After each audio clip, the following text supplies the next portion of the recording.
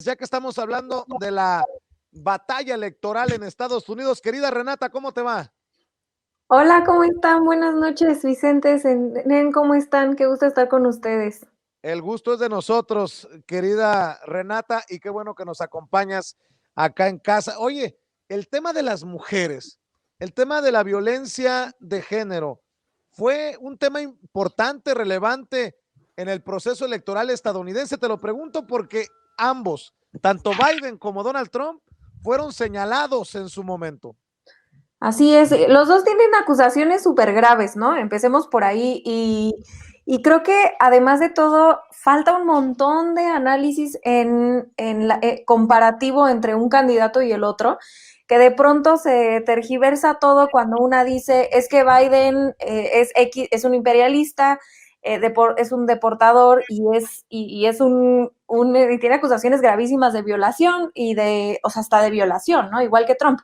Y entonces ya a una le llaman trumpista, ¿no? Cuando en realidad, pues bueno, Trump es un desquiciado, ¿no? No tiene absolutamente nada que ver hacer una crítica a Biden con apoyar a Trump, pero al final de cuentas creo que se ignoró ambas, ¿no? Ambas acusaciones que se hacen a los dos candidatos de manera grotesca, ¿no? Pensando en un país que se cree la policía de la democracia y donde esta cosa que le llaman el accountability, pues al final de cuentas valió, ¿no? Lo callaron todo, o sea, le hicieron una entrevista a Biden, no contestó nada, y al final de cuentas las víctimas acabaron saliendo a dar su testimonio y siendo ignoradas, que es uno de los miedos más grandes que tienen las víctimas al salir a contar su historia.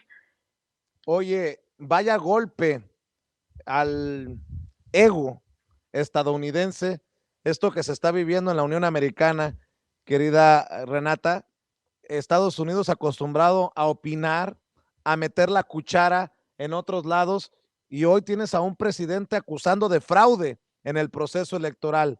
Tienes a un candidato o a un contrincante que todavía no puede ser nombrado ganador, con un arcaico, eh, ¿cómo se llama? Sistema de votos electorales. Sí, totalmente. Y aquí, imagínate que esto estuviera pasando en otro país, ¿no? Me imagino yo que estuviera, digo, ya lo hemos visto, ¿no? Pasa en otros países y ya están metiendo la mano los gringos, pero hasta el fondo.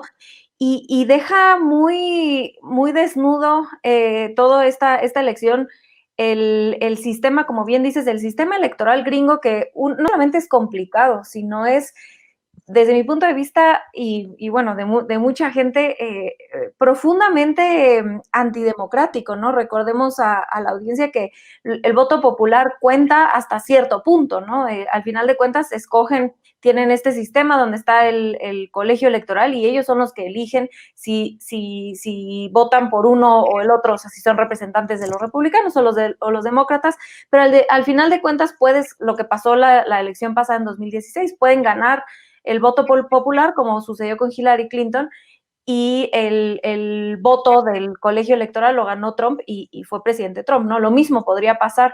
A mí me pareció muy curioso, acabo de leer que si hubiera esta rara cuestión en la que técnicamente sí puede suceder que empataran los dos candidatos con 269 cada uno, me parece, técnicamente podría haber un empate. Y en vez de irse al segundo, digamos que la segunda derivada de esto fuera voltear a ver el voto popular, no, ni siquiera ahí se voltea a ver el voto popular. Se irían a las cámaras de los congresos locales, a que las cámaras de los congresos locales votaran por el candidato. En este caso hipotético de esta elección, si eso sucediera, pues ganarían los republicanos porque tienen más estados, ¿no? Pero es ridículo pensar que este país que ha intervenido en decenas de países en nombre de la democracia, y si no me pueden ver, estoy haciendo unas comillas gigantes, y quiera ir a dar consejos y a imponer su sistema democrático, no tenga ni siquiera un proceso, híjole, donde el voto de cada uno valga, ¿no? Es una vergüenza desde mi punto de vista, pero al mismo tiempo creo que bueno, expone muchas de las fallas que tiene el sistema estadounidense y que se han mantenido así porque le conviene al status quo y le conviene al establishment que está en el poder, ¿no? No tiene ningún incentivo de cambiarlo. Querida Renata, un tema que no podemos dejar de mencionar. Hablábamos del tema de las mujeres, pero el tema de los niños, también ambos, Biden y Trump, han sido señalados por su falta de acción para evitar violaciones a los derechos de los niños. Por ejemplo, Donald Trump acusado del tema de los migrantes en la frontera, sobre todo centroamericanos, y Joe Biden no se puede quitar que fue vicepresidente del gobierno de Barack Obama, en el que se rompió récord de deportaciones. Por todos lados se cuecen habas. Qué importante lo que mencionas, porque creo que se nos olvida y se le olvida al público.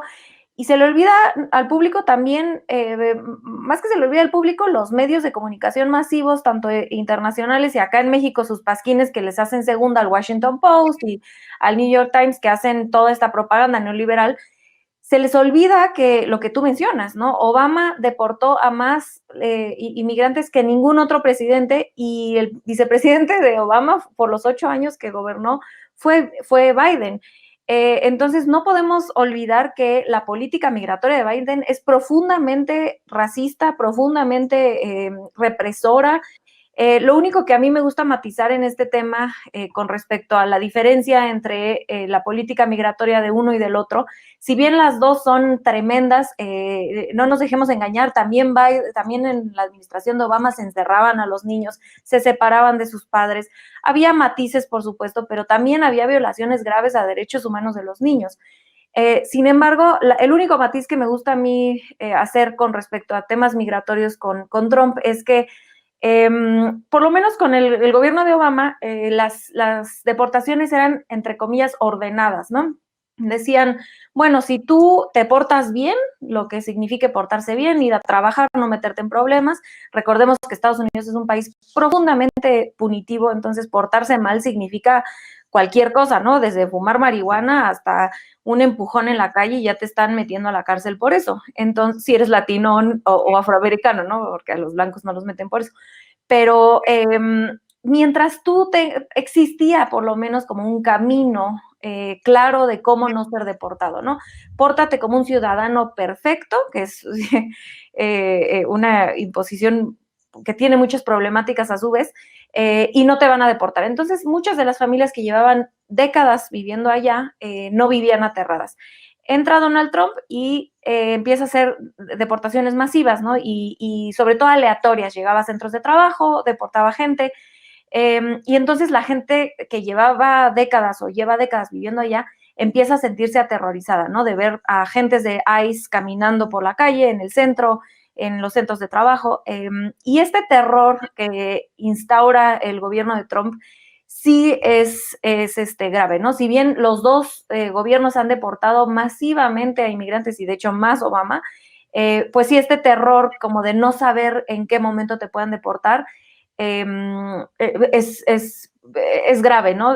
Por parte de Trump, ¿no? También para que no luego, ya me insultaron de que le voy a Trump y no sé qué, y por supuesto, solo porque critiqué a Biden, pero aquí creo que el análisis tiene que ser un poco más serio y más profundo y pensar que, pues ahora sí que no hay a quién irle, ¿no? O sea, los dos son tremendos, o sea, y tienen un historial de vergüenza en términos de derechos humanos, imperialistas, no, uno imperialista por un lado, el otro por el otro. No quisiera yo tener que votar por ninguno de los dos. Me siento afortunada de que acá tuvimos una opción como Andrés Manuel, con todo respeto para los estadounidenses.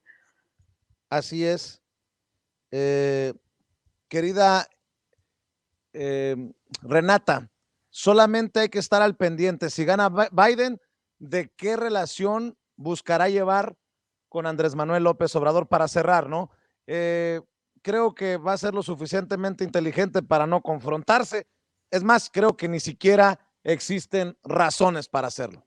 Totalmente, y creo que de dos cosas. Una, quien llegue, llega pues no muy fortalecido, ¿no? Fueron unas elecciones, están siendo hasta ahorita unas elecciones muy turbulentas, entonces quien llegue, llega con además con el Congreso dividido, el Senado dividido, no llega muy fuerte, ¿no? Y recordemos, la popularidad de Andrés Manuel continúa bastante alta. Ese es un punto. Y el segundo es que tenemos un equipo diplomático de primera, ¿no? Impecable. El trabajo que ha hecho la Cancillería, desde mi punto de vista, ha sido impecable. Entonces, a mí no me preocupa la relación que vamos a tener. Creo que va a ser buena, ya sea con uno o continuar con el otro.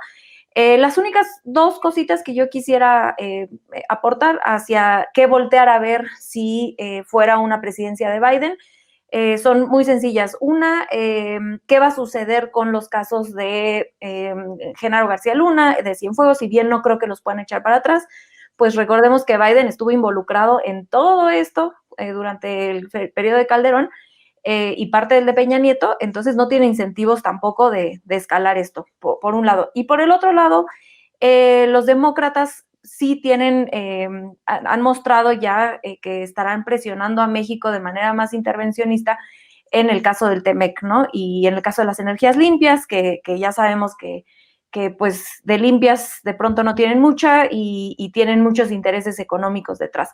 Entonces esas son dos de las cuestiones que yo estaría al tanto. El embajador, quizás sería un tercero, el embajador que quieren poner que es amigo de los panistas más rancios, sería un tercero, ¿no? Pero sí matizando de que pues ambos, no es como que Trump sea una blanca paloma y que no haya buscado intervenir, sí respeta la política interna del país, como lo ha dicho el presidente López Obrador, pero bueno, pues también nos amenazó con los aranceles, tampoco es una blanca paloma con la cual negociar.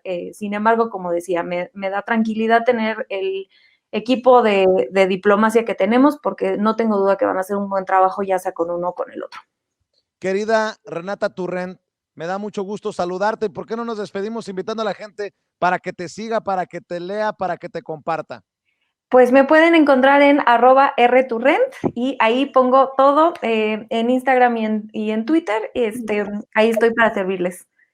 Querida Renata, no te pierdas. Aquí No, siempre te extrañamos. nunca, nunca, nunca. Es un placer estar con ustedes dos. Les mando un abrazo fuerte a ambos y a todo el auditorio. Muchas gracias por invitarme.